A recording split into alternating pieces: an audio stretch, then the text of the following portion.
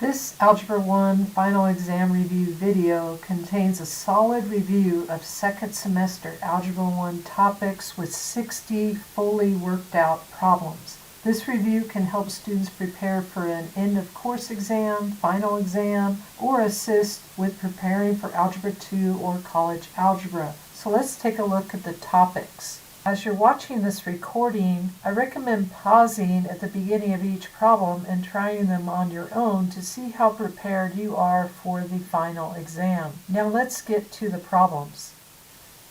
For this first problem, it involves a system of equations, and it's asking us which of the following ordered pairs is the solution.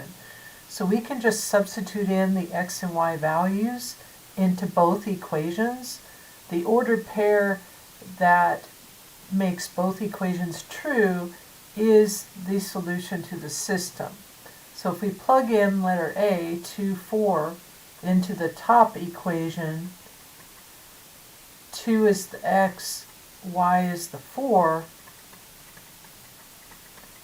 and we see if it equals 38. 4 plus 20 does not equal 38. So we know that letter A is not the solution to the system. Let's try letter B.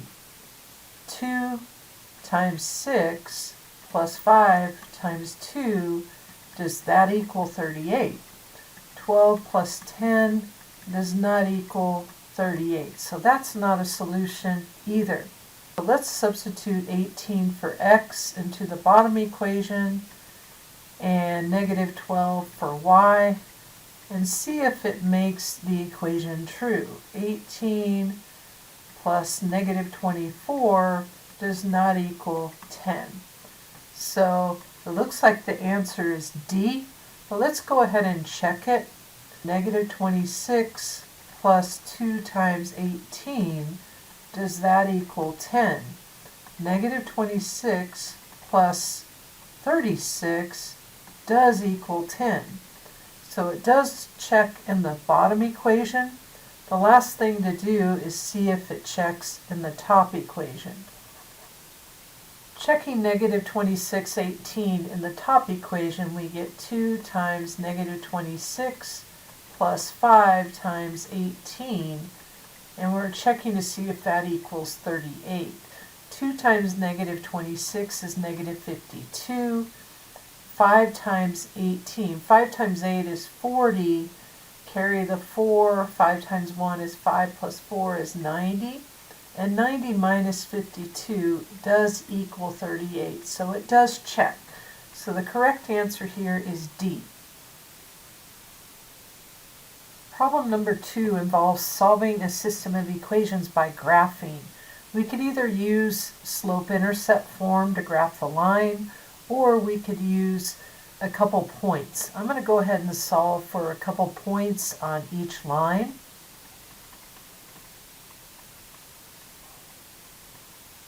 When x is 0, we would get 3 times 0 minus 5, which is negative 5. And when x is 1, we would get 3 times 1 minus 5, which is 3 minus 5 is negative 2. If I could draw this real neatly, then I should be able to tell the point of intersection of the two lines. 0, negative 5, looks like it would be down here, and 1, negative 2 would be about here. So that graph's going this direction.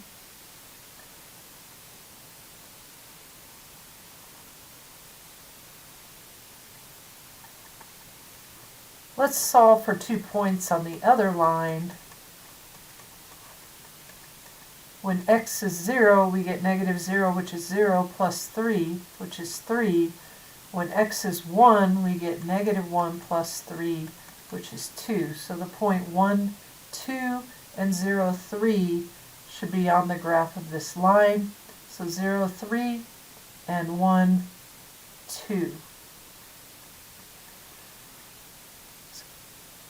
So it looks like the graph is heading this way, and it looks like the point of intersection will be over here at 2, 1.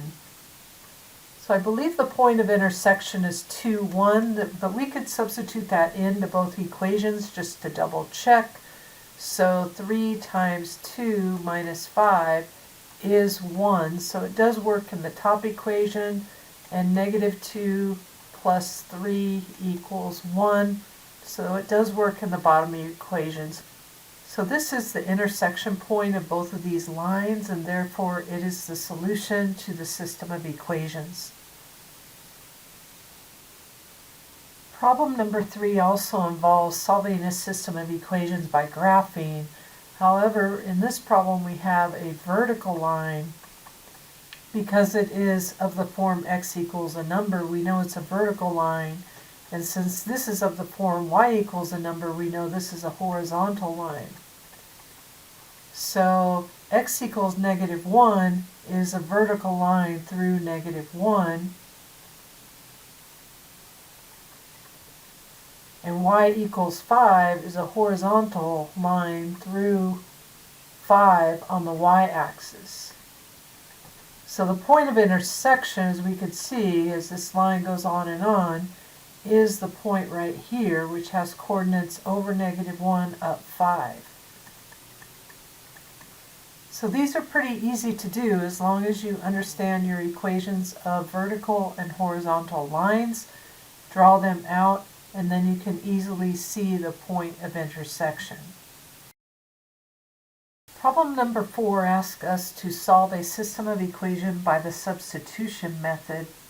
Remember, when we solve by substitution, we need to get one of the variables solved for in one of the equations, which we have in this bottom equation. We have x equals negative 7y. And then we take what x equals and we substitute it into the top equation for x. So I will rewrite the top equation, but instead of x, I will write negative 7y.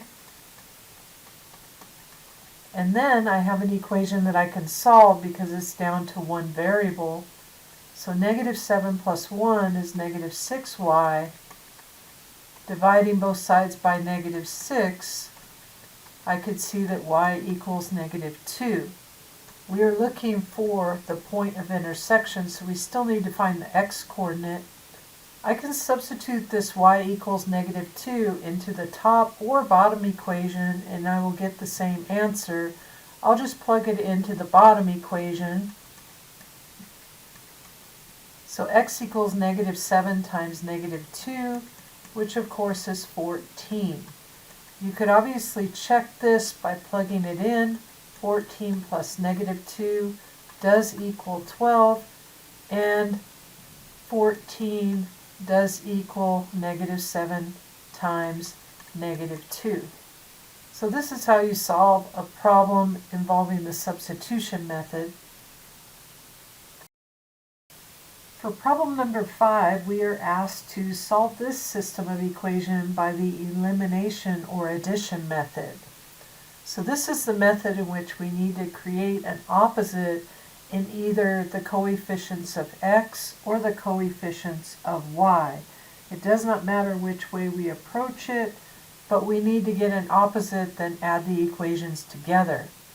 If I multiply the bottom equation by negative 1, that will lead to a new equation, negative 3x plus 2y equals 2, after I distribute that negative 1. If I slide the top equation over, then I have an opposite in my coefficients of x, so I can add these together, and 3 minus 3 makes the x's drop out. For the y's, we can add the 1 plus 2y to get 3y, and negative 8 plus 2 to get negative 6, and then divide both sides by 3, and I have my y-coordinate. Now I just need the x-coordinate. And again, I could substitute this negative 2 in either the top or bottom equation to solve for x. I will go ahead and substitute it into the top equation. So letting y equal negative 2, I can add 2 to both sides. That gives us 3x equals negative 6. And dividing both sides by 3, I get negative 2 for the x-coordinate as well. It's always a good idea to check these and make sure that we didn't make a calculation error. So if I plug in negative 2 into the top equation for x and y, I could see that negative 6 plus negative 2 does equal negative 8, so it checks. In the bottom equation, 3 times negative 2 minus 2 times negative 2 should equal negative 2. So negative 6, negative times negative is positive 4, and that will equal negative 2. For number 6, we are asked to evaluate this expression. Evaluate typically means that they will give us a value to substitute for a variable, or more than one value to substitute for different variables, and we simplify and get the final answer. So for this problem, they're giving us a z value of negative 2 to substitute in. So when we simplify this, we will get negative 2 times negative 2 is 4, and that simplifies to 5 times 4 is 20 over 9. So that's as far as you can go with this problem, since 20 and 9 have no common factors to simplify the fraction. Now we're going to cover some of the problems involving exponents. For number 7, we can see that we don't have any plus or minuses in between the parentheses, so therefore this is a multiplication problem. Recall that when we multiply terms like these, we multiply the numbers in front, so negative 2 times 5 will go in front, and then we multiply all the common letters together, so x squared times this x, and y to the 4th times this y, and then we have a z cubed. So simplifying this, negative 2 times 5 is negative 10, and when we're multiplying exponents that have the same base, we add their exponent. So x squared times x to the 1st equals x cubed, and y to the 4th times y to the 1st equals y to the 5th, and then we have a z cubed here. So that represents the final answer to this problem. For problem number 8, we can see that we've been given a rectangle, and they are asking us to find the area of the rectangle in polynomial form. So we have area equals length times width is a formula for area of a rectangle. So in this case, if the length is 10x to the 6 feet and the width is 7x to the 4th feet, then we just multiply the 10 times 7 out in front to give us 70, and the x to the 6 times x to the 4th have the same base, so we can add those exponents. The unit is feet times feet, which is feet to the 2nd power, also known as square feet. So that's the final answer for this problem. This next problem involves the power rule for exponents. We actually have a couple different ways we could do this problem. By applying the power rule, we will want to multiply the exponent in on each of these variables. So the first factor is a negative 6, and all of that, including the negative, will be at the exponent 1 times 2, which is 2. So that'll end up being negative 6 times negative 6, which is 36. For the a term, we will have a to the 5th to the power 2, and using the power rule, we can multiply those exponents to get a to the 10th. Similarly, b to the 4th to the power 2 is b to the 8th by multiplying 4 times 2, and the c is c to the 1st to the power 2, which is c squared. So that's the final answer. We could have done this problem a different way. Since it's a square, we could have just multiplied negative 6a to the 5th, b to the 4th, c times itself, negative 6a to the 5th, b to the 4th, c. Negative 6 times negative 6 is 36. A to the 5th times a to the 5th. Now that we're multiplying, we add exponents, so a to the 10th, b to the 4th times b to the 4th is b to the 8th, and c to the 1st times c to the 1st is c squared. So either way, we get the same answer. Number 10 involves the power rule as well as the quotient rule. I'm going to apply the power rule first.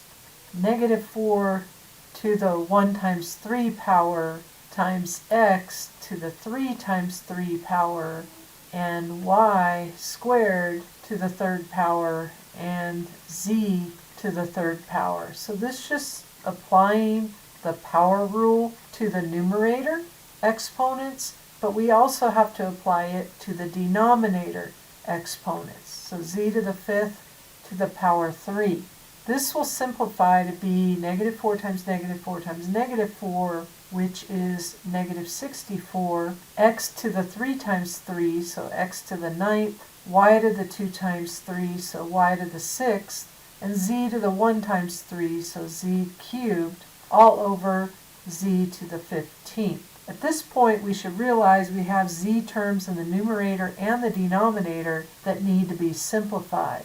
So in the numerator, we know we will end up with this. We just need to figure out how many z's we have left over and where they belong. If you recall, when you have z cubed over z to the 15th, you subtract the exponents down. So z to the 3 minus 15, which is z to the negative 12, and our negative exponent rule says z to the negative 12 is the same as 1 over z to the 12th. So we could see that the z to the 12th will remain in the denominator. So this right here will be our final answer. Another way to do that without having to go into negative exponents is just to realize that you have z times z times z in the numerator for z cubed, and in the denominator you have 15 factors of z. If you were to cancel 3 of those, 12 of them would be left over in the denominator. So that's the final answer to this problem.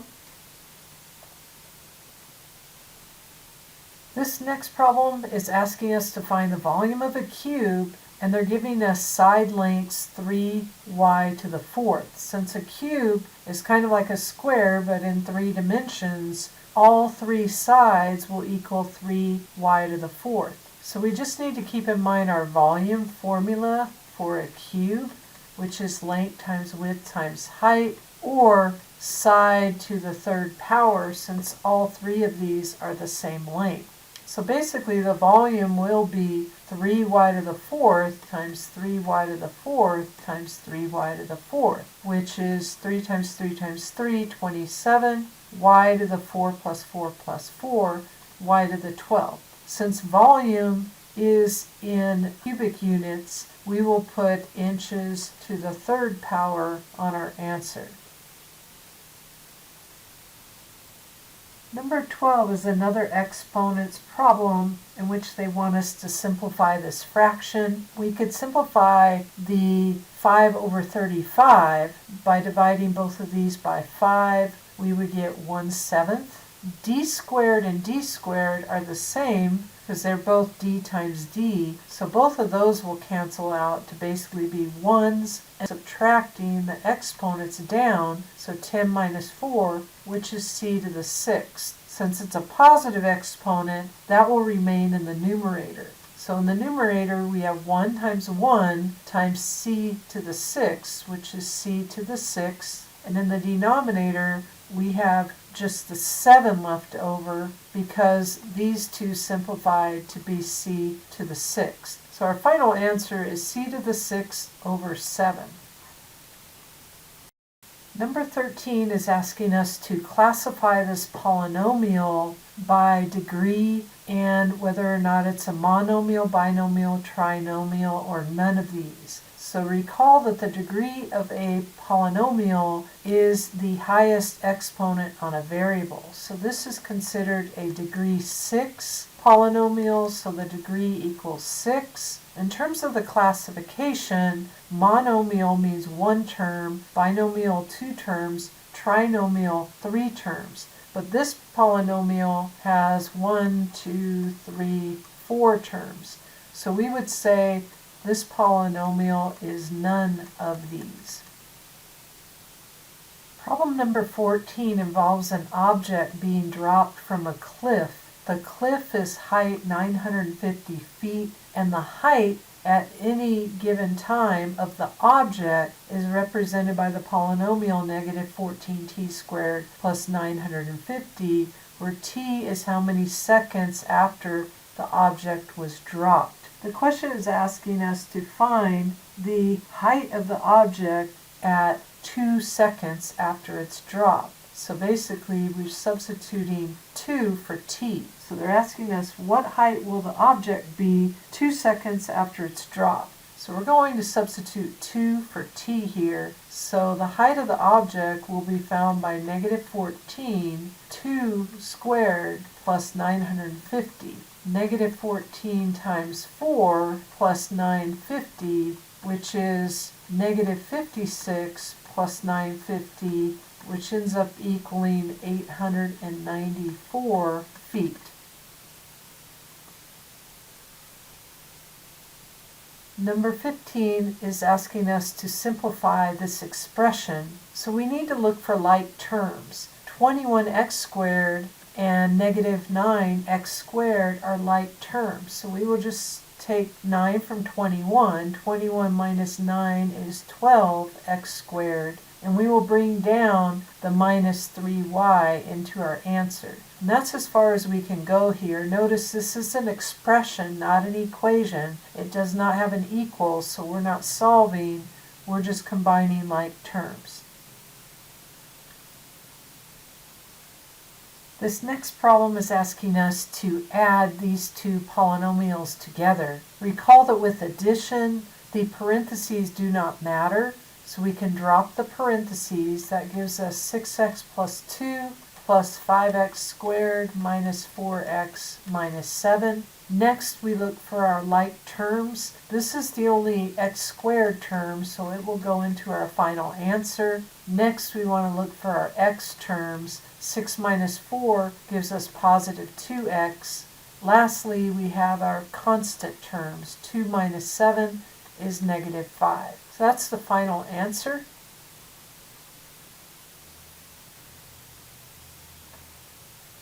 For problem 17, they are wanting us to subtract these two polynomials. Recall that when there's a positive in front and no number being multiplied here, we can drop the first set of parentheses, but the second set, since there's a minus in front, we cannot drop them without applying that minus. A lot of times we just think of that as a negative 1 being distributed. Negative 1 times 4 is minus 4, and that has an x squared on it.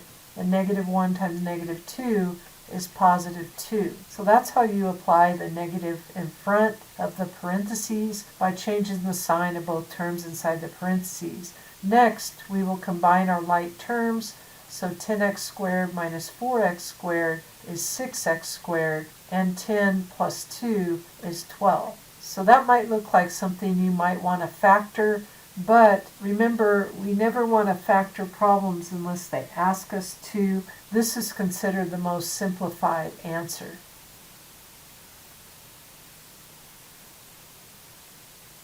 Problem 18 is asking us to find the perimeter of a triangle with the 3 given side lengths here in polynomial form. So recall that a perimeter of a triangle is found by adding up the lengths of all 3 sides. So basically the perimeter will be all of these 3 expressions added together after we combine the like terms. So we want to add x squared terms to x squared terms. Those are like terms. So the perimeter will be negative 2 plus 6, which is 4x squared, And for the next term of our answer, we have positive 12x and 2x. We want to add those together to give us 14x. And then the constants, 4 minus 8 is negative 4.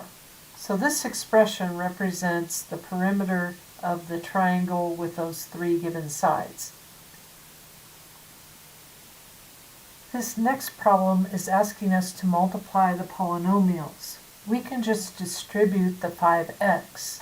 So we will be multiplying 5x times 7x squared, then 5x times negative 3x, and 5x times negative 1. 5 times 7 is 35, and x times x squared is x cubed by adding those exponents. 5 times negative 3 is negative 15, and x times x is x squared, and 5 times negative 1 is negative 5, and we multiply that by the x. So the final answer is 35x cubed minus 15x squared minus 5x. Next we will get into some binomial multiplication. You can see we have 2 terms times 2 terms here, and those problems are usually done by FOIL. So multiplying the first 2 terms, the first term in each set of parentheses, a times a, then the o, which is the outer, negative 9 times a, then the inner, 5 times a, and the last term in each set of parentheses, which is 5 times negative 9. So a times a is a to the second power. Negative 9a plus 5a is minus 4a, and 5 times negative 9 is negative 45. So that's the final answer to. In this next problem, we need to multiply a binomial times a trinomial. So first we will multiply the x through. So x times x squared plus x times negative 2x plus x times 5. Next we will multiply the negative 4 through. Negative 4 times x squared plus negative 4 times negative 2x plus negative 4 times 5. Simplifying, we get x cubed minus 2x squared plus 5x minus 4x squared plus 8x minus 20. The last thing to do is to combine our like terms. There's only one x cubed term. There's 2x squared terms. Negative 2 plus negative 4 is negative 6x squared. And there's two x terms. 5 plus 8 is 13x minus the constant 20. 22 wants us to add the binomials 4x plus 7 and 3x plus 8 together. And then they want us to multiply 4x plus 7 times 3x plus 8. So for the first problem, 4x plus 7 plus 3x plus 8, when we're adding, parentheses don't mean anything. We can drop them, and then we can combine our like terms. 4x plus 3x is 7x, and 7 plus 8 is 15. For problem B, 4x plus 7 times 3x plus 8, we will want to FOIL those, or you can think of it as distributing the 4x times both terms and the 7 times both terms. 4x times 3x and 4x times 8, and then 7 times 3x and 7 times 8. 4 times 3 is 12, x times x, x squared. This one here would be 32x, and this will be 21x. So we will want to add those together for our middle term of our final answer, which will be 53x. And then the last term is 7 times 8, which is 56. So those are our two answers.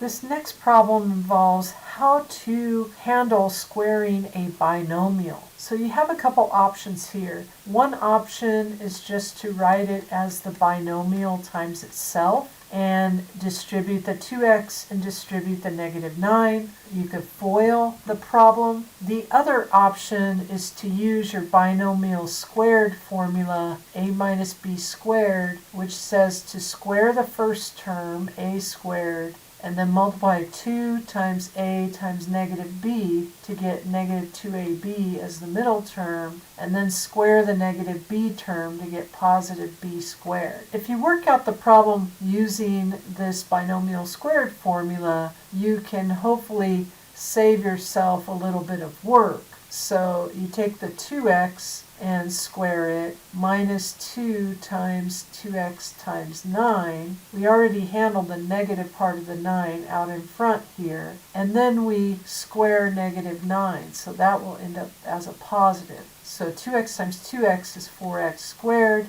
-2 times 2 is -4 times 9 is -36 with that x in it, and then plus 81. So that should be the final answer, but we can work it out another way as well, just to check. 2x times 2x gives us 4x squared, and 2x times -9 gives us minus 18x. -9 times 2x is another -18x, and -9 times -9 is positive 81. So these would combine to be -36x, and you could see that we got the same exact answer.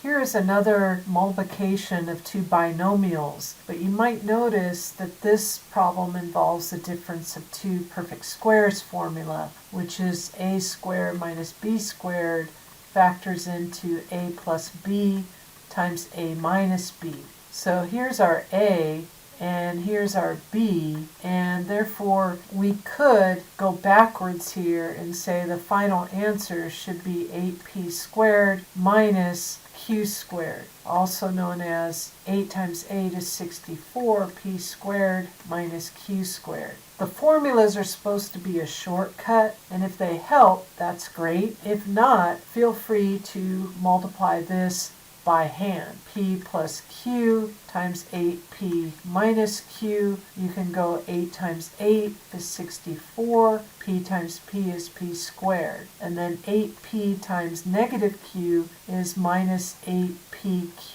You always want to write those in alphabetical order so you can find your like terms, because the next one, if you wrote it as 8qp, you might not realize those are like terms. So 8pq, and then minus q and positive q multiplied gives us minus q squared. So it's the next step. These two opposites, -8 plus 8 is 0, so those drop out, and we get 64p squared minus q squared. So either one of these is correct. It's just up to you what way you would like to do the problem.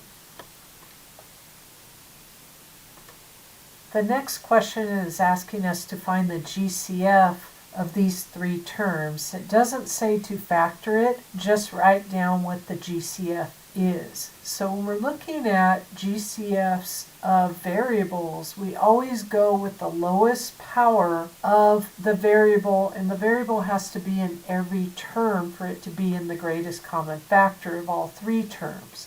So we have a 12, an 8, and a 9. So we go with the lowest, so x to the 8th. And then we have a y to the 4th, y to the 5th, and y to the 6th. So the lowest y to the 4th. So this is the complete GCF, x to the 8th times y to the 4th. This next problem is asking us to factor out the GCF. We can see that in our coefficients 14, 12, and 6 that they're all even numbers, so we have a factor of 2. So our GCF, we can at least pull out a 2, and for the x's we always go for the lowest power, so x or x to the first. So that's what we will be factoring out in front, and we've got to figure out what goes here. It'll be three terms. So 2x times what will give us 14x cubed. 2 times 7 is 14, and x times x squared is x cubed. For the next term, 2 times what will be 12, and that's 6, and x times another x would give us x squared. For the last term, 2 times 3 would give us 6, and we already have the x. So this is considered the fully factored answer. This next problem wants us to factor this trinomial, so we want to see if we can factor it into two binomials. Since the first term is x squared, we know that these two will be x times x. And for the two numbers that go inside these binomials, we're looking for two numbers that multiply to equal 10 that will also add up to -7. What multiplies to be 10? We've got 1 times 10 and 2 times 5. But to add up to a negative, we're going to need negatives on these, and we could see that this is the pair -2 plus -5 that would add up to -7. You can always check these problems by FOILing them or multiplying them through. So if we distributed like the x squared, x times, so this is the check, x times -5 is -5x, and -2 times x is -2x, -2 times -5 is +10, and these add up to -7x. So we can see that we get back to the original problem, which tells us our factoring is correct as long as there's no GCF remaining inside these two parentheses, and there's not. Number 28 is asking us to factor this trinomial. There's no GCF involved because the first two terms have an x in them and the last two have y's in them, but none of them have an x and a y. And as far as the coefficients, the lowest one is a 1, which we don't factor out a 1. So we are going to check to see if this factors into two binomials. Again, this is x squared, so it'll be x times x. This last term has a y squared on it, so we know these two have to have y's. So now we just need the numbers in front of the y's.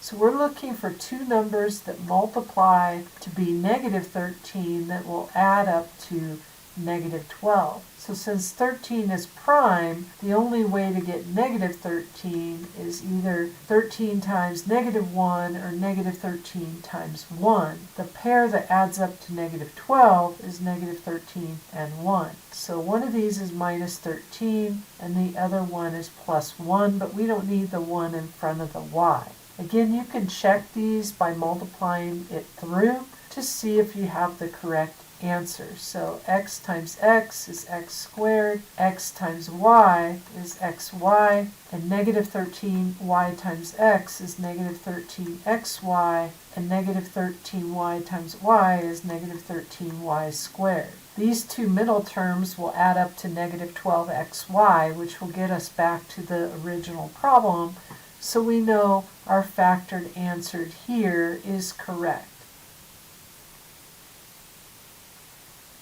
For problem 29, they are giving us one of the two factors and asking us to factor the problem. Basically, they just want us to fill in this binomial. So these are a little bit easier to do than if they hadn't given us the 10x minus 3, because we could just check these two things. 10x times what would give us 50x squared, and 10 times 5 and x times x would give us the 50x squared when we multiply those two. For the last two terms, -3 times +1 would give us -3. Again, we can check to make sure that this works. 10 times 5 is 50, x times x, x squared. 10x times 1 is 10x. -3 times 5 is -15x, and -3 times 1 is -3, which I'll just write as -3.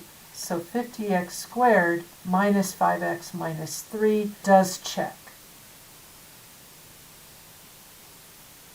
Number 30 is asking us to factor this trinomial. It's the harder kind of trinomial where a does not equal 1, because a is 2 here. So because of that, we know that one of the factors has a 2x and the other one has an x in order to multiply to be 2x squared. We learned a few different methods for factoring these harder type trinomials. We could use grouping, or we could use guess and check. We could also use slide and divide. For this problem, since 2 is prime and 13 is prime, there's only going to be 4 options if we use guess and check. So I'm going to go ahead and use guess and check. So by guess and check, you just fill it in and see what works, right? So here's 3 of the 4 options, and here would be the 4th.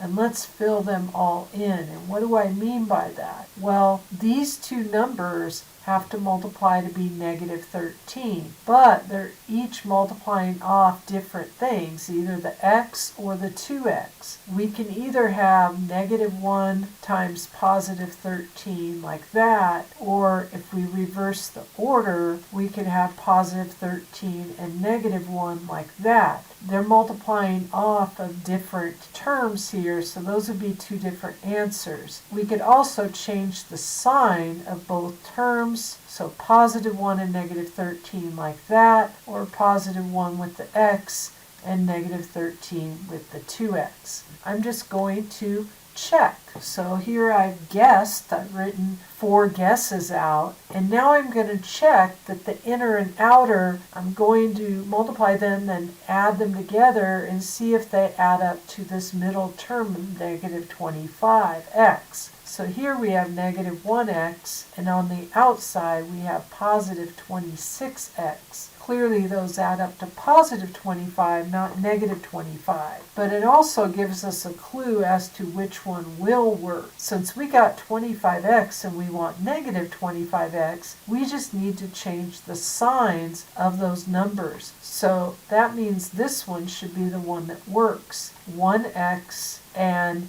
negative 26x adds up to negative 25x. So this is the combination that works. If you tried these others, they will not work. You have negative 13x and positive 2x, which adds up to negative 11. And on this one, you'd have 13 minus 2, which would add up to 11x. So the correct factorization is the binomial 2x plus 1 times the binomial x minus 13.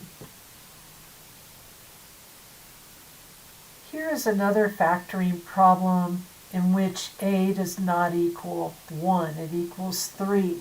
So we don't have any GCF here to pull out, so we're stuck with either using guess and check, slide and divide, or grouping.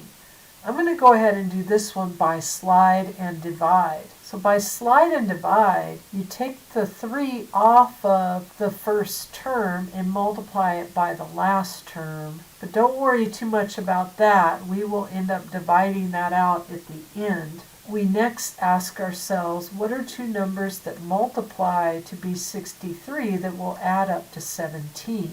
And your factors of 63 are 1 times 63, 3 times 21, or 7 times 9.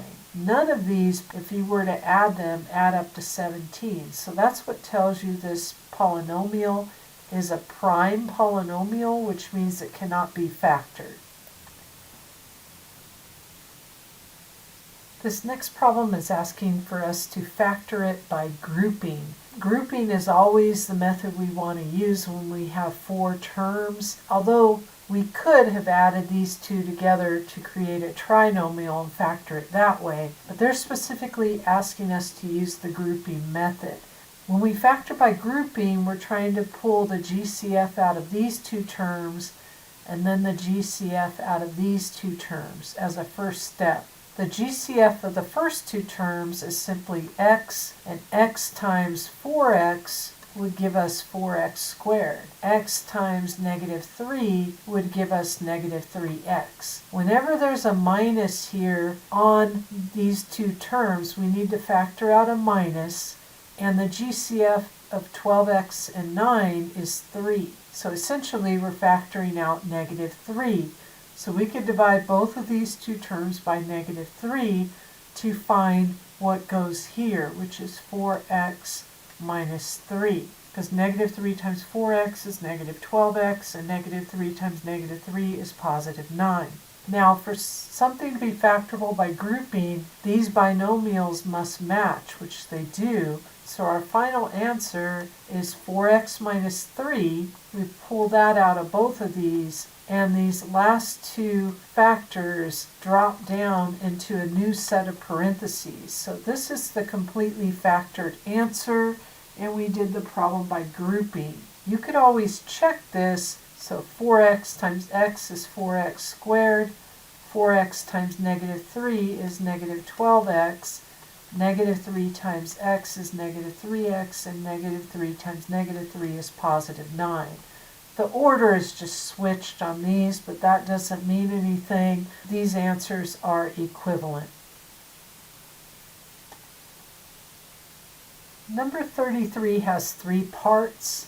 The first part is to find two numbers whose product is the 8 times 5, or 40, that adds up to 14. So you've got to think of what are all the multiples of 40. So we have to start with the multiples of 40. What multiplies to be 40? 1 times 40, 2 times 20, 4 times 10, 5 times 8. But we have the pair already. 4 plus 10 would be 14, and 4 times 10 is 40. So letter A is just asking us what those two numbers are that would multiply to be 40 and add up to 14. And those two numbers are 4 and 10. Part B is asking us to write 14x as two terms using the values 4 and 10. We would just change the 4 and 10 to 4x plus 10x. For part C, they're asking us to factor the problem by grouping. So that is why they had us go through this process, is because we want to rewrite the original problem, changing 14x into 4x plus 10x. Then we will factor out the GCF of the first two terms, which is 4x, leaving us with 2x plus 1, and the GCF of the last two terms, which would give us 2x plus 1. So the final answer, after pulling out the 2x plus 1, is 2x plus 1 times 4x plus 5. So you might have been able to find out those factors using a different method, but for this problem, they're wanting us to go through all 3 steps.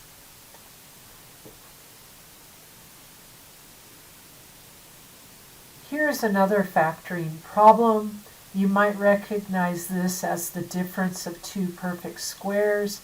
A squared minus b squared always factors into a plus b, a minus b. If we take the square root of 169x squared and the square root of 9, which is 13x and 3, then those will be our a and b's that we plug into this formula. So our final factored answer would be 13x plus 3 times 13x minus 3. Feel free to multiply that out to check it, but that should work. The next question is another factoring problem. It is of the form of a difference of two perfect squares. So if we take the square root of both of these terms, we would get 9r squared and 16. Those are the a and b that we want to plug into the difference of two perfect squares formula. So again, a squared minus b squared factors into a plus b, a minus b. We should notice that we have another difference of two perfect squares here. So this one will go further into 3r plus 4 and 3r minus 4. So the final answer is going to be 9r squared plus 16 times 3r plus 4 times 3r minus 4. Keep in mind there is no sum of two perfect squares formula, so the 9r squared plus 16 cannot be factored further. So this is a final answer. This next problem has already been factored, and they just want us to solve for x. Recall that we can use the property that if a times b equals 0, then either a equals 0 or b equals 0. Although this is an or statement, this typically leads to more than one answer. So in our problem, 4x times x minus 3 equals 0, so either 4x equals 0 or x minus 3 equals 0. Dividing both sides by 4, we get our first solution of 0. Adding 3 to both sides, we will get our next solution of x equals 3. We could check these by substituting them into the original problem. If you substitute 0 right here, you would get 0 times x minus 3. And 0 times anything is 0, so that one checks. Then we could substitute 3 into this expression here, so 4x times 3 minus 3 is 0, so 4x times 0 is also 0. So both of these check. These are our two answers. This problem has already been factored as well, so we can set both of the factors equal to 0 to get our two solutions. 7x minus 2 equals 0, or 3x plus 10 equals 0. Adding 2 to both sides, we get 7x equals 2, and dividing by 7, we get x equals 2/7 as one of our answers. For the next problem, if you subtract 10 from both sides, we get 3x equals negative 10, and dividing by 3, we get x equals negative 10/3. So those are our two solutions.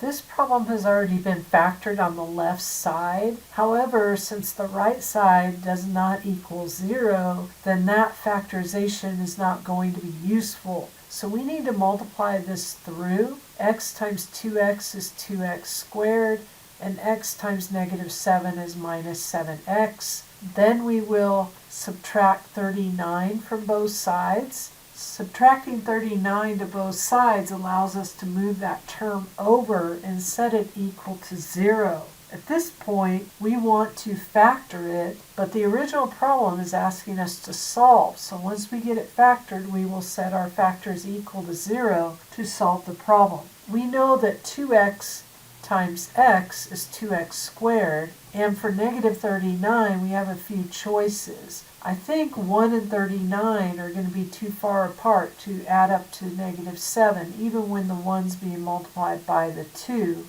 I'm going to focus on 3 and negative 13, or negative 3 and positive 13. And because I want them to add up to the negative 7, I'm thinking I want the negative 13 here and the positive 3 here. Let's go ahead and check it and see if that works. 2x times x is 2x squared, and negative 13 times 3 is negative 39. So we just need to make sure the inner negative 13x and the outer positive 6x adds up to negative 7x, and it does. So because that checks, that's our correct factorization. We're going to solve it by setting our factors equal to 0. The second one, if you subtract 3 from both sides, we get negative 3. The first one, if we add 13 to both sides, we get 2x equals 13. So dividing by 2, we will get 13 halves as one of our answers, and negative 3 is the other answer. Next, we're going to switch over to radicals. This problem is asking us to simplify the square root of 192. So you can first type it into your calculator, square root 192, to see if it's a perfect square, but it isn't. So we need to instead break this down using our perfect square list. Like 2 squared is 4, 3 squared 9, 4 squared 16, 5 squared 25, 6 squared 36. So that list obviously is infinite, but I'm going to see if I can find a number here that goes into 192 evenly. So I found that if I divide by 16, I will get 12. But 12 has a perfect square also. So I think that we have a larger perfect square that goes into this, 64. That looks like it will get us directly to our answer. If you divide 192 by 64, you get 3. So 64 times 3, and square root 64 is 8. So our final exact answer here is 8 times square root 3. This next question is asking us to simplify the fraction square root of 125 over 25. The first thing I would check is to see if 25 divides into 125, which it does 5 times. We can actually do the division first and get square root 5. Well, 5 has no perfect square factor, so square root 5 is a final answer.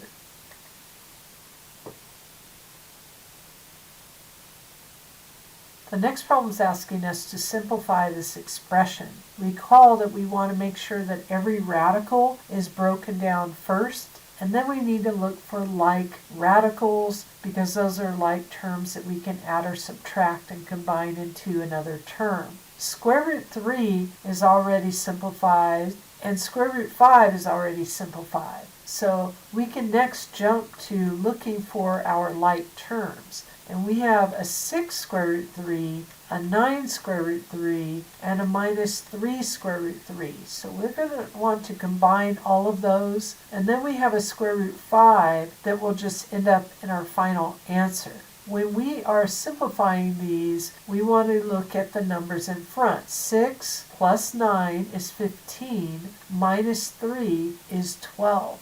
12 square root 3 plus square root 5, and that's the final answer.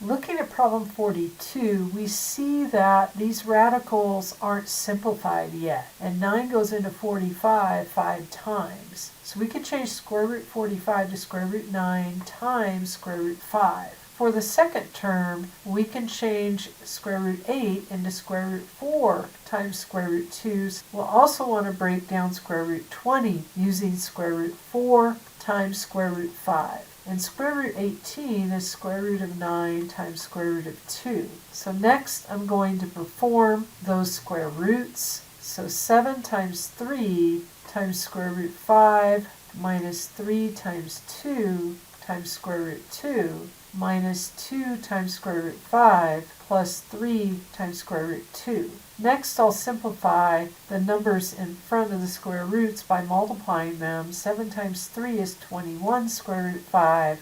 We have a negative 3 times 2, so minus 6 square root 2, minus 2 square root 5, and plus 3 square root 2. Next, we're going to look for our like terms. We have a couple square root 5 terms here. 21 minus 2 gives us 19 square root of 5. And then we have some square root 2 terms here. Negative 6 plus 3 is minus 3 square root 2. So that's a final answer. Number 43 has two different radicals being multiplied together. There's different ways to approach these, but since 18 times 4 isn't too big of a number, I'm just going to multiply them first, all under one radical. So 18 times 4 is 72, and p to the 7th times p to the 1st is p to the 8th. So basically what I use there is that square root a times square root b is the same as square root of ab. Next, I want to work on breaking these down by pulling out any perfect square factors. So 72 is square root 36 times square root 2. And the fastest way to determine, when you have an even number here, to determine what comes out is to divide the power by the root, the index. So 8 divided by 2 would give us p to the 4th that comes out. 6 square root 2 times p to the 4th, and the p to the 4th would get multiplied in front, leaving us with the final answer of 6p to the 4th times square root 2. There are other ways to see how that happens, you can change the square root of p to the 8, square root of p squared times p squared times p squared times p squared. Any of these, square root p squared would be a p coming out. So p times another p times another p times another p, which is why we have p to the 4th out in front. For this problem, we have a radical multiplied by parentheses with 2 radicals inside. So we can distribute that square root 10. Square root 10 times square root 5 is square root 50, and square root 10 times square root 2 is square root 20. Next, we can work on breaking down those square roots by dividing out perfect square factors. 25 is the largest perfect square that divides into 50 with no remainder. Square root 4 divides into square root 20, square root 5 times. Taking the square root of those perfect squares, we get 5 square root 2 plus 2 square root 5, which is the final answer to this question. Here we have 2 terms times 2 terms, and both of them have a radical in them. If you notice that this is of the form a plus b times a minus b, then you would know that the answer is a squared minus b squared without having to do 4 multiplication problems. But if not, you could always FOIL this to get to the final answer. I'll just do it the shortcut way, which is square root x squared. Square and square root cancel each other, so the first term of the answer is x. The last term will be found by 7 times negative 7, or minus 7 squared, which is minus 49. So after multiplying these out, you should get x minus 49, even if you used FOIL. And I could show you how that works. Square root x plus 7 times square root x minus 7. These two will equal x. The outer is negative 7 square root x. The inner is positive 7 square root x, which will add up to 0 here. And then 7 times negative 7 is minus 49. So you still get x minus 49, even if you multiply it out.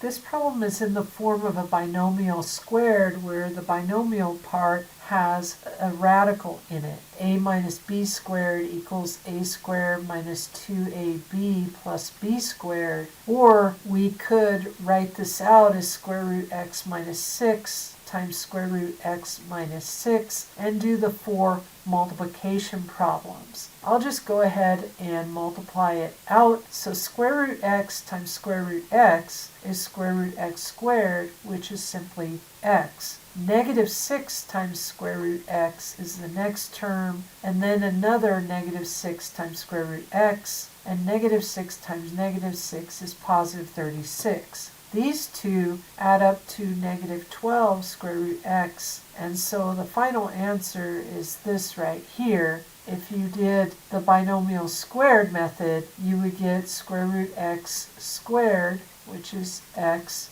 You would get minus 2 times the a, which is square root x, times the b, which is 6, and that would be minus 12 square root x, and then you would get plus b squared, which is plus 6 squared, or 36.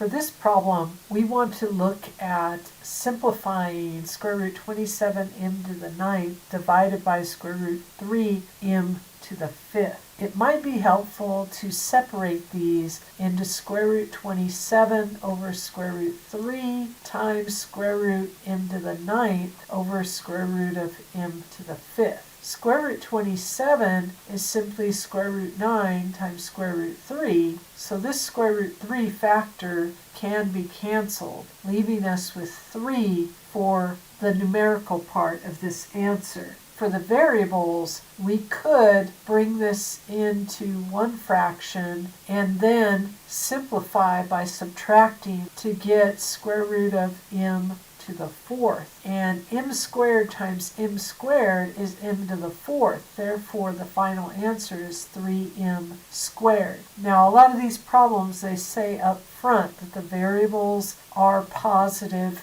numbers, and that's how we can simplify it just thinking of the positive roots. This problem is asking us to rationalize the denominator, which simply means to get the radical out of the denominator. And since it's not a perfect square, we need to multiply by that same thing over itself in order to get that out of the denominator. Now realize that square root 2w divided by square root 2w is just a form of 1. So we're allowed to multiply by a form of 1 without messing up the value of this fraction. When we multiply straight across, we will just get square root of 2w. We will get square root of 2w squared. But the square and square root will cancel, so we'll just get square root 2w over 2w. You might be tempted to cancel the 2's and the w's, but that's square root 2 versus 2 and square root w versus w, so they are not the same thing. This would be the final answer. This next problem is also asking for us to rationalize the denominator. So we can use the property that square root a over b is the same as square root a over square root b. So to start with, we'll just rewrite this as square root of 11 over square root of y. Next, we will want to rationalize the denominator by multiplying by that denominator over itself. Square root 11 times square root y is square root of 11y, and square root y times square root y is square root y squared, which is simply y. So that's the final answer. Those y's cannot be canceled because in the numerator we have square root y, and in the denominator we have y. Then we move on to radical equations. In order to solve an equation with a radical, we first need to isolate the radical, which right now it's the only thing on the left side, so that step's been done for us. Then we want to reverse the radical by going to the power of that index. This is an invisible 2, so we are going to square both sides. The square and square root will cancel, and we'll get x plus 14 equals 9. Subtracting 14 from both sides, we get the final answer of x equals negative 5. We should always check these answers. Square root of x we think is negative 5 plus 14, and we're seeing if that would equal 3. So negative 5 plus 14 is 9, and square root 9 is 3, so we know our answer is correct. This next problem also involves solving an equation with a radical in it, but this time the radical has not been isolated yet. So we need to get square root x alone on this left side. So we'll begin by adding 3 to both sides of the equation, leaving us with square root x equals 7. At this point, we can get rid of that square root by squaring both sides, and square root cancel each other out, so we get x equals 7 times 7, or 49. Now again, we should always check our answers, so the check would look like square root 49, when we plug that in, minus 3, and we're checking to see if that equals 4. The principal square root of 49 is 7, and 7 minus 3 is 4. X equals 49 is the correct answer. Number 52 is giving us a right triangle and asking us to solve for the hypotenuse, since that's across from the 90-degree angle.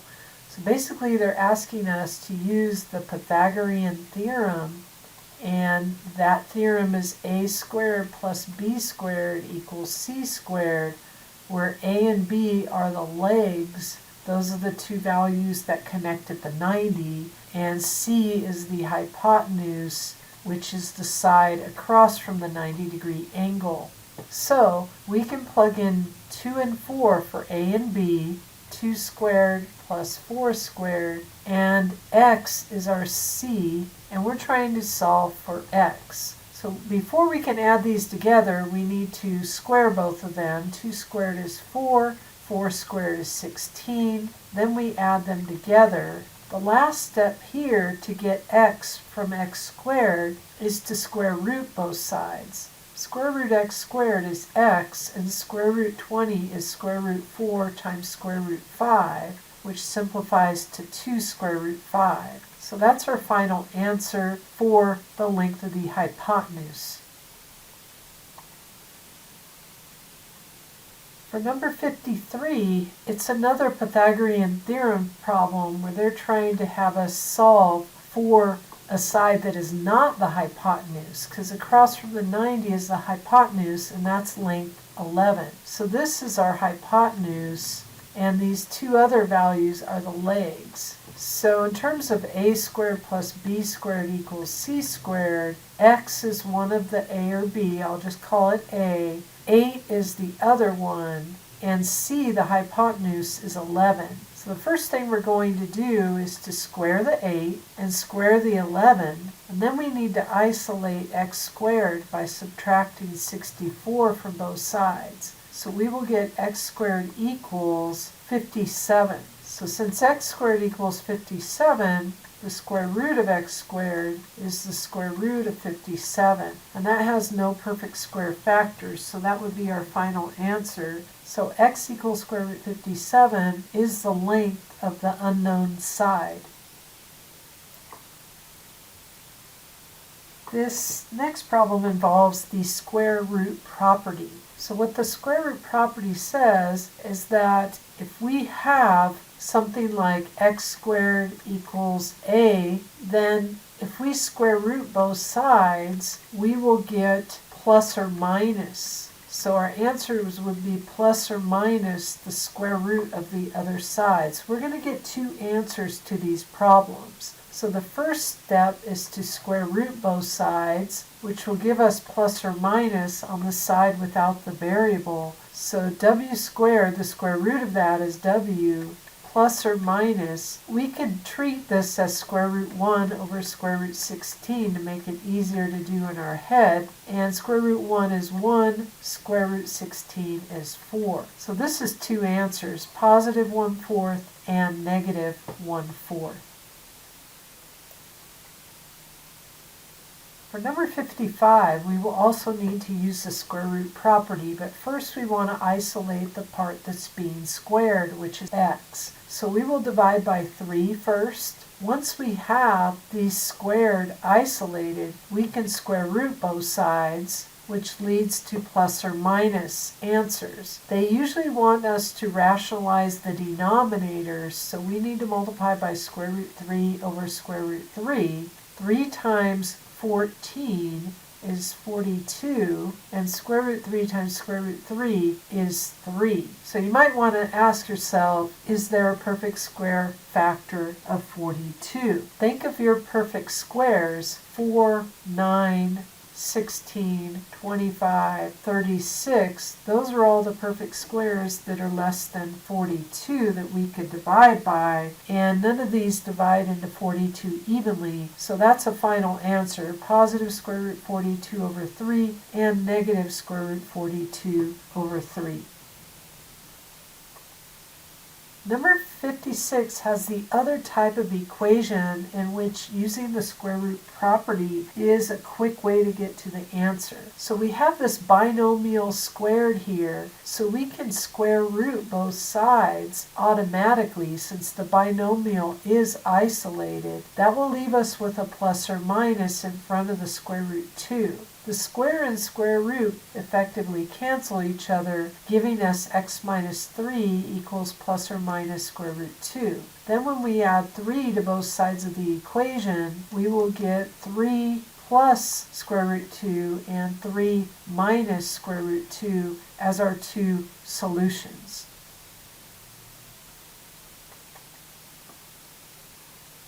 This next problem involves simplifying in order to solve a quadratic equation. So remember, your quadratic formula is that x equals negative b plus or minus square root of b squared minus 4ac all over 2a. And they're talking about the form of a quadratic equation, ax squared plus bx plus c equals 0. So in this case, a is 4, b is 7, c is negative 1. So when you plug those in, opposite of b, which is negative 7, plus or minus square root of b squared minus 4 times a, which is 4, times c, which is negative 1, all over 2 times a, which is 2 times 4. So we just need to simplify this problem. Negative 7 plus or minus square root of 7 times 7 is 49. And negative 4 times 4 is negative 16 times negative 1 is positive 16, and that's all over 8. So simplifying further, we can add the 49 plus 16 to get square root 65, and that's all over 8. So the final simplified answer is negative 7 plus or minus square root 65, all divided by 8.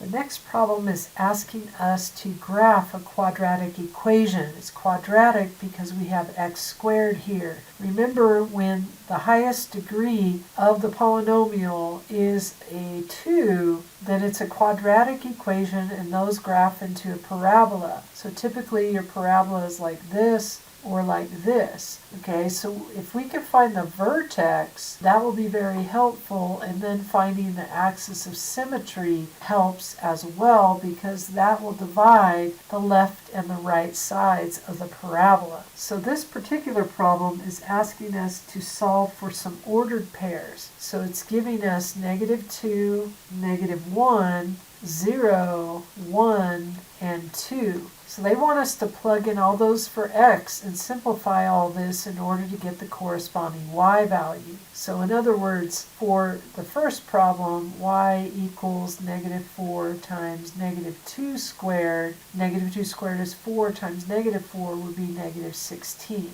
The second problem, y equals negative 4 times negative 1 squared. So negative 4 times 1 is negative 4.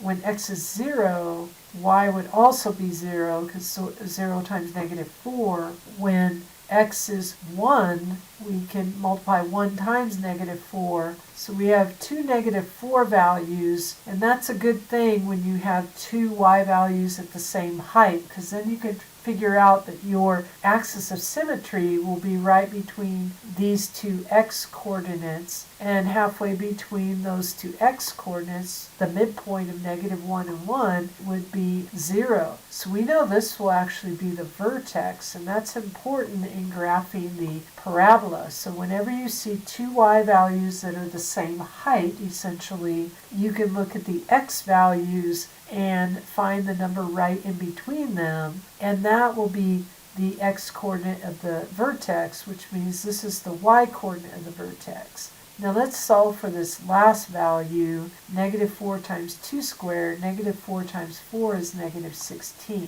So I'm just going to graph a couple of these. 0, 0 again is going to be our vertex, and we could see that anyway when we plot a few of these, like 1, negative 4 is down here, and negative 1, 4 is here. So I'm not going to plot the negative 2, negative 16, and 2, negative 16, because those would be going off my graph. But let's go ahead and connect our parabola. Basically, in this case, your axis of symmetry is the y-axis. For this quadratic equation, they're asking us to solve for all the intercepts and graph. If we plug in 0, for x, we can find the y-intercept. So our y-intercept is going to be found by y equals 0 squared minus 6 times 0 plus 10, which is 10. The coordinates of our y-intercept are 0, 10. Remember, you solve for x-intercepts by setting y equal to 0 and solving for x, and you solve for y-intercepts by setting x equal to 0 and solve for y. If we wanted to set y equal to 0 now to solve for x, we would get this equation, but that's not factorable since -2 times -5 aren't going to add up to -6, and neither are -1 and -10. So it's not factorable. In order to solve this, we would probably want to use the quadratic formula. So x equals -b plus or minus square root of b squared minus 4ac all over 2a. The opposite of b is opposite of -6 plus or minus -6 squared minus 4 times 1 times 10. So you'll have 36 minus 40 under the square root, which will give us imaginary answers. So because these are going to be imaginary, they're not going to help us with our graph. So at this level, we're just going to say these are imaginary, and I'm not going to go ahead and I'm not going to solve those any further. So basically what that tells us when our solutions are imaginary is that our parabola will not intersect the x-axis. So it's either this type where you have a parabola above the x-axis facing up, or it's this type where you have a parabola below the x-axis facing down, because it's not intersecting the x-axis. A key point is the vertex. So let's solve for the vertex. Now the vertex can always be found by an x-coordinate of -b over 2a, and then plugging that in for x, which is called f of it. So we'll get this value, then we'll plug that value in for x and solve for y. And that'll give us the coordinates of the vertex. What is -b? Well, if b is -6, then -b is -6, which is 6. The x-coordinate of the vertex is -b over 2a, which is -6 over 2 times 1. So we're using these two values, a and b. We're plugging them into the vertex formula, and we get 6 divided by 2, which is 3. That tells us the x-coordinate of the vertex is 3. So how do we get the y-coordinate? Well, we plug that in. That's what f of that number means. You plug in the 3 for x. So the y-coordinate of the vertex is going to be at 3 squared minus 6 times 3 plus 10. And that would be 9 minus 18, which is -9, plus 10, which is 1. So our coordinates of our vertex are 3, 1. So next, let's go and graph this parabola. That will be a point on the parabola, 0, 10. That's our y-intercept. And 3, 1 is the vertex. 1, 2, 3, 1 is the vertex. So that's another point on the parabola. And keep in mind, the axis of symmetry always goes through. So this is not part of the graph. It's just what we reflect over to get another point on the graph. So we can reflect this point that's up here at 10 all the way across to get a new point. And if you say, well, how do we know what that new point is? Well, from our vertex, we could get to this point 10 by going left 3 and up 10. So if we go right 3 and up 10, we will get to another point on this parabola. So let's go ahead and graph the parabola now. I'll do that in purple. And of course, these should be smooth, U-shaped curves, but that's just a rough sketch. For this next quadratic equation, they want us to solve for the vertex and the intercepts. Remember, we can solve for the y-intercept by setting x equal to 0. So y equals -0 squared plus 10 times 0 minus 9, which is -9. So the y-intercept is found at 0, -9. To find the x-intercepts, we can set y equal to 0, and this problem looks like it might be factorable, so I'm going to factor out -1 in order to make my x term a positive inside the parentheses, and then I noticed that it is actually factorable. X minus 9 times x minus 1, -9 times -1 is positive 9, and -9 plus -1 is -10. Setting all three of these factors equal to 0, we can see that this is an extraneous solution. 0 equals -1 is false. You can add 9 to both sides and add 1 to both sides. So this is giving us some intercepts. When x is 9, y was 0. And when x was 1, y was 0. And the third intercept is 0, -9. Okay, so you have your two x-intercepts here. And again, those are found by setting y equal to 0 and solving for x. You could still plug those into the quadratic formula. I just found it a little bit easier to factor this one since it's factorable. Next, they wanted us to find the vertex. So the vertex is always found, the x-coordinate of it is found by -b over 2a. That's the formula. Since a is 1, b is 10, so -10 over 2 times -1, -10 divided by -2 is 5. So the x-coordinate of the vertex is 5. We just need to find the y-coordinate of the vertex by substituting 5 into the original problem. So y equals -x squared means -1 times x squared. Our x that we're plugging in here is 5, plus 10 times 5 minus 9. So we get -25 plus 50 minus 9, and 25 minus 9 is 16. Since it's a negative, that means it opens down. Since a is a negative number, it's -1. Our vertex is over 5 up 16. These are our two x-intercepts. The y-coordinates are the same height. Then right in between the x-coordinates, so halfway between 9 and 1, meaning 5, is where the vertex is found. Plugging in that 5 for x, you get the y-coordinate of the vertex. So we have 4 points on that parabola, and that would be pretty easy to graph. So I just want to wish you good luck on your final exam. If you found this video helpful, please like and subscribe. Feel free to comment. I appreciate it.